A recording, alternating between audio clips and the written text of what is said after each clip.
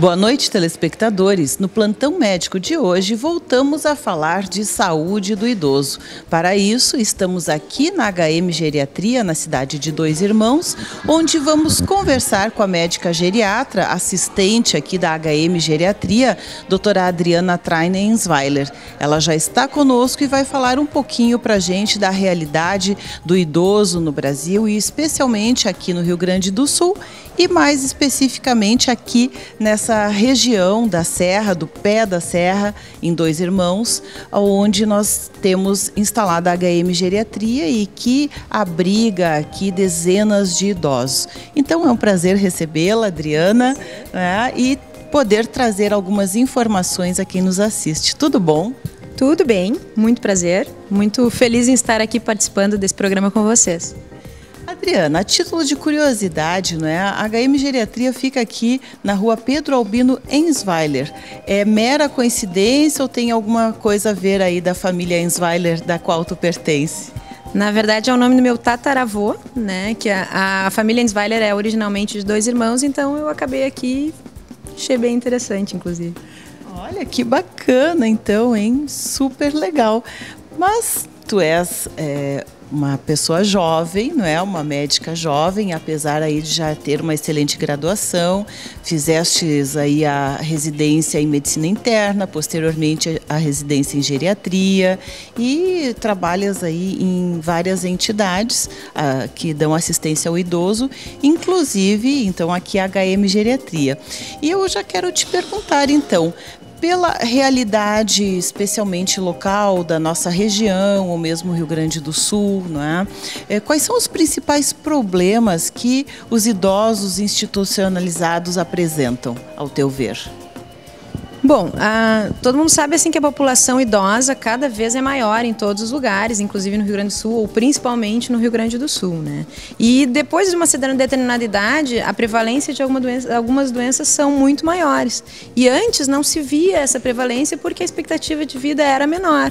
Então hoje a gente vê muito mais, cada vez mais, um aumento dos níveis e das taxas de quadro de demência, que acaba sendo uma situação bem comum no paciente idoso e principalmente no paciente idoso institucionalizado.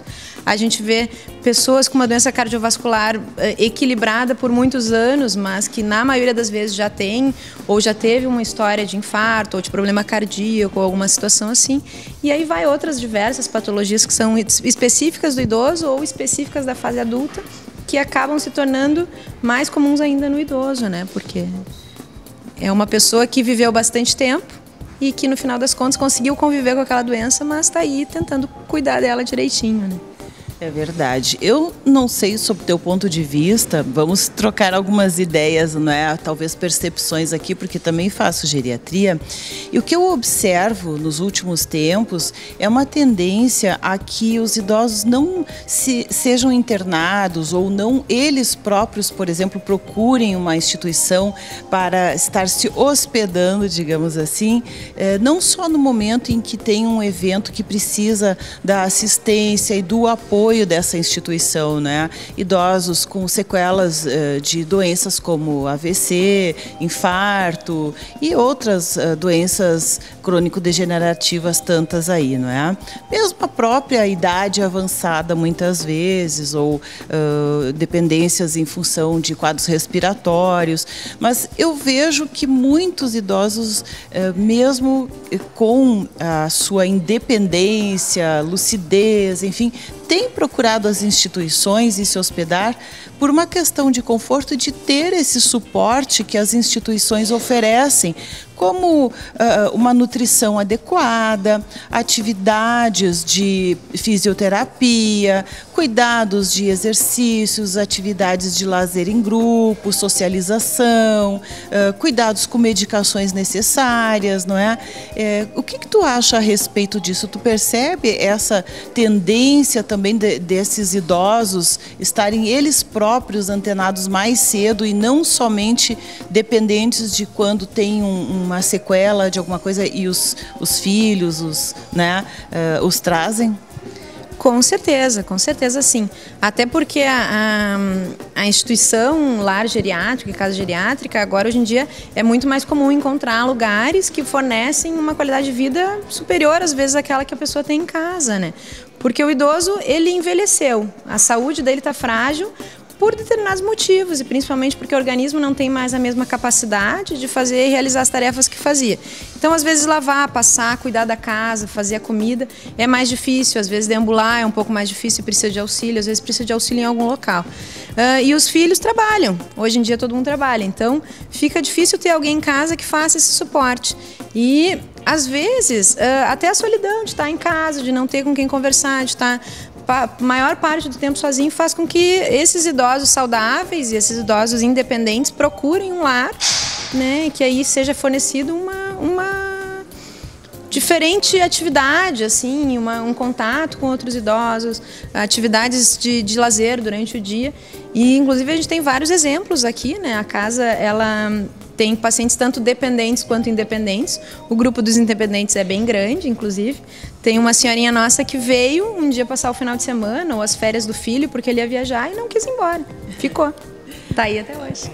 E a gente sabe que isso é um dos pontos que levam a uma maior longevidade e menor incidência de doenças, porque a solidão acaba levando a um quadro bem conhecido que nós sabemos de depressão, muitas vezes, principalmente quando são viúvos, viúvas e, né, como tu disseste, os filhos têm a sua vida, o seu trabalho, eles procuram dar toda a assistência, mas não é nas 24 horas que isso é possível, não é? E estando num grupo e especialmente tendo atividades de apoio que diminuam principalmente o risco da fragilidade do idoso, que é uma coisa muito importante que às vezes as pessoas não se dão conta, né? O idoso vai ficando quietinho, tá lá sozinho ou tá no celular mesmo com um companheiro, não é? Mas ele não faz uma atividade física, ele não tem uma adequação da sua nutrição, da sua alimentação para as suas necessidades, né, do momento biológico que ele está vivendo e vai ficando frágil. E essa fragilidade, nós sabemos que levam a muitas outras doenças e incidência de patologias que poderiam ser evitadas, não é? Sim, o objetivo sempre da geriatria, né, na verdade, é manter a capacidade desse idoso. Manter ele capaz de sair sozinho, de se deslocar da cama para uma sala, tomar o seu banho, comer sozinho, que são as atividades básicas da vida diária que às vezes a gente acaba percebendo que a pessoa perdeu depois de não conseguir recuperar aquele estado, né, basal. Então, o lazer, a interação com as outras pessoas, a disponibilidade de ter uma nutrição adequada, o comer bem, o estar, né, acompanhado facilita também que as pessoas fiquem mais ativas, mais dispostas, né, e sempre mais interagindo aí com as outras pessoas, com os outros idosos também. Como é comum, né, o idoso se queixar de fraqueza. E aí faz vários exames, não se acha uma doença, né? E aquela fraqueza muitas vezes leva a quedas, não é? Que é esse quadro de fragilidade que nós falamos, leva a quedas, a queda pode levar a uma fratura, a fratura leva a uma menor independência, enfim, a pessoa fica acamada, com isso piora a depressão e o isolamento, enfim, né? Então, acho que hoje as instituições que abrigam os idosos têm tido um valor cada vez maior e importante, de fato, fazendo a diferença na qualidade de vida, na longevidade, por consequência, dos nossos idosos, não é? Não, e sobretudo na longevidade com qualidade de vida, né? Porque hoje em dia a expectativa de vida aumentou, mas a gente tem que aumentar as qualidades, né, que esse paciente está vivendo. Não deixar ele acamadinho, quietinho, não. Estimular para que se mantenha sempre ativo, né, e não paradinho. Isso aí. Atividade física e boa alimentação, não é a metade do caminho andado. Mas nós vamos fazer um intervalinho e já voltamos conversando ainda com a doutora Adriana Ensweiler, médica geriatra, aqui na HM Geriatria em Dois Irmãos.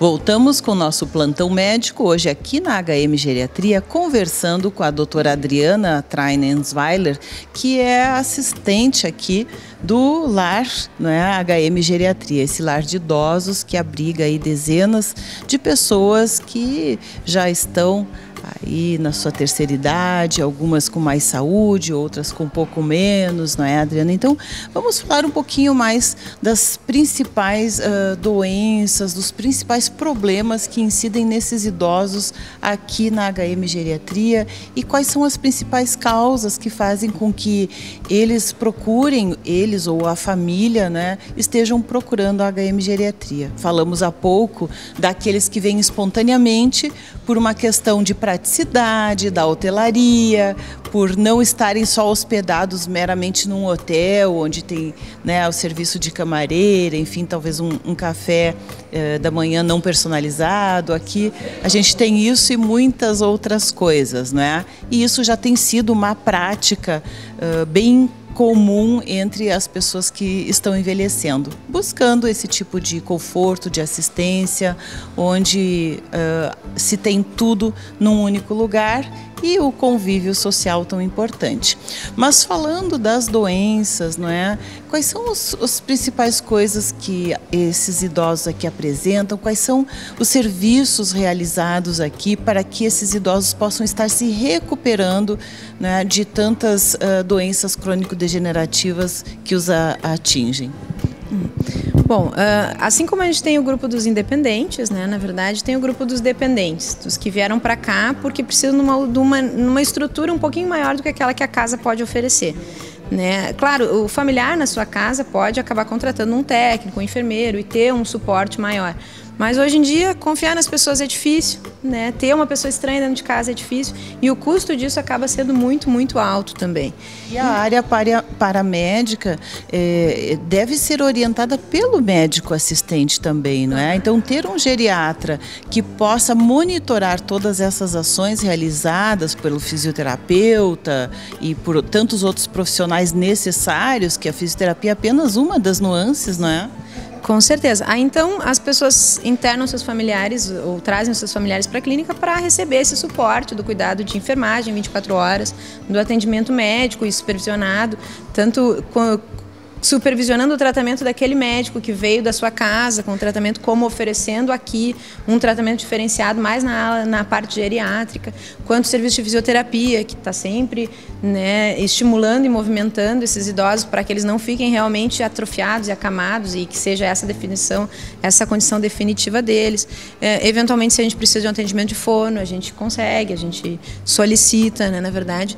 Então, junto com o familiar, a gente vai tomando uma decisão em conjunto de quais medidas para aquela pessoa deveriam ser melhores para reabilitá-la. Então, temos um exemplo de uma senhora que veio para cá pós-AVC, uma senhora de bastante idade, quase 90 anos, que hoje conversa, hoje come na mesa, na verdade precisa de auxílio sim, mas ela chegou aqui acamada, com sonda, né, com muito mais dependência do que ela é agora. Então o reabilitar também é tarefa da clínica, né, e a nossa clínica consegue fazer isso através de uma equipe que se dispõe a fazer tudo necessário, assim. As pessoas às vezes não têm noção, Adriana, de quantas coisas, quantos detalhes são importantes para a recuperação desse idoso.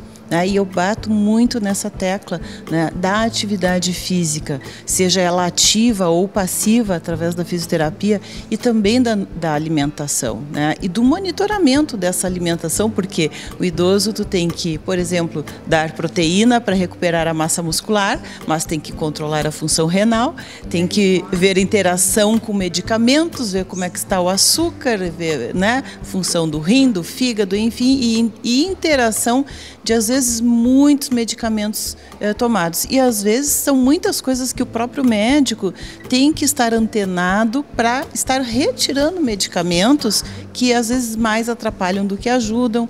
Então é um conjunto de coisas que eu vejo que o médico geriatra enxerga e pode monitorar, dando a orientação correta para cada um individualmente, personalizadamente, não é? Sim, a prescrição médica ela é reavaliada sempre, né, na verdade.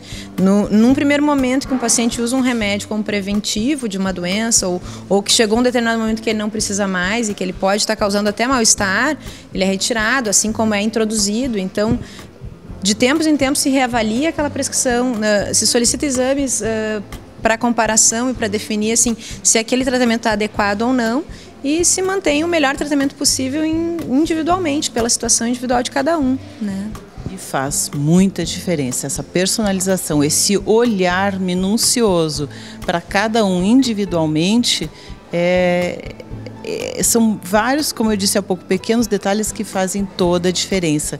E a gente observa, como tu citaste há pouco, né, o progresso desses idosos. Também já tive casos de paciente com doença de Alzheimer que já estava só em cadeira de rodas e, né, com vários outros problemas e que passou a caminhar, a se alimentar sozinho, né? Fazendo as coisas certinhas. Então é possível haver sim uma boa recuperação, ver o progresso, levar essa qualidade de vida através dos esforços dos vários profissionais oferecidos em uma instituição, não é? Sim, o importante sempre é o estímulo, né? É o paciente ser estimulado. Como eu sempre digo assim, um paciente que está na cama e não é estimulado, ele não vai se movimentar mais, ele vai atrofiar. Então, estimular, tirar, fazer com que aquela pessoa tente participar de novo do convívio social, né? Tentar resolver aqueles problemas, às vezes da doença até mais degenerativa, né? E tentar deixar ele mais dentro do convívio, assim, né? E especialmente o estímulo psicológico e mental. Não é? Porque nós sabemos, né, que, por exemplo, eu amo essa área, né, como tu, e quando começo a falar assim, fico empolgada, né? Porque nós sabemos que mesmo esses idosos com um grau de demência ou com sequelas de AVC, nós sabemos da grande neuroplasticidade do nosso cérebro.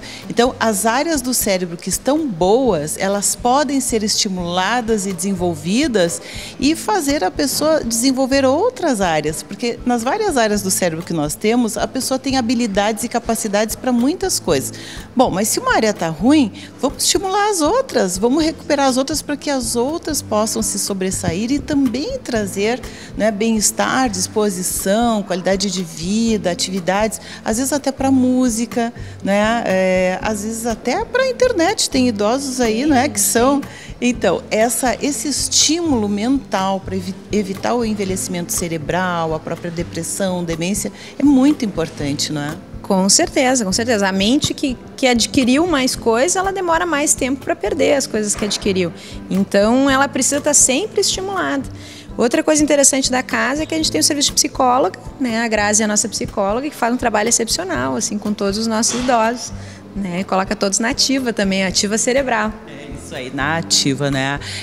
Isso também é importante, porque quando a gente está, às vezes, com um idoso em casa, as pessoas têm um pouco de medo, né? O pai, a mãe, o vô, a avó não pode fazer isso, não pode fazer aquilo, a pessoa fica lá, não pode nem se mexer, quer mexer um pouquinho no jardim, não pode, quer lavar uma loucinha, não pode, né? E aquilo acaba prejudicando mais ainda, não porque estejam fazendo isso por mal, né? É para preservar, só que a pessoa vai ficando cada vez mais inativa, né, por medo que a família tem de deixar ela fazer qualquer coisa e dar algum problema, né? E aqui todas essas coisas são bem administradas, monitoradas e estimuladas dentro da capacidade de cada um, não é? Com certeza, com certeza. O objetivo é esse, né? É manter a capacidade de cada um de acordo com as suas individualidades, né? E tentar preservar a vida e manter a vida na melhor possibilidade que a gente tem. Qualidade de vida, não é? Que é o principal aliado à longevidade. Bem, nós queremos agradecer à doutora Adriana Insweiler, que é a médica responsável aqui pela HM Geriatria e que hoje nos trouxe aí tantas informações legais, importantes, estimulando você, né, que tem um familiar idoso ou que é idoso e está buscando por mais qualidade de vida, né, dando todas essas dicas aí para que você viva melhor.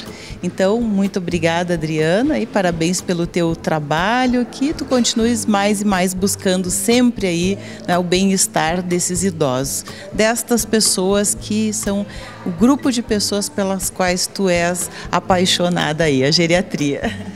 Eu que agradeço, na verdade, a visita de vocês, a presença de vocês, a possibilidade de divulgar um pouquinho mais do que a geriatria faz, né? E convido todo mundo que tiver interesse em conhecer a nossa casa. Está aí o convite, né? A HM Geriatria está de portas abertas para recebê-lo. Venha conhecer. verme.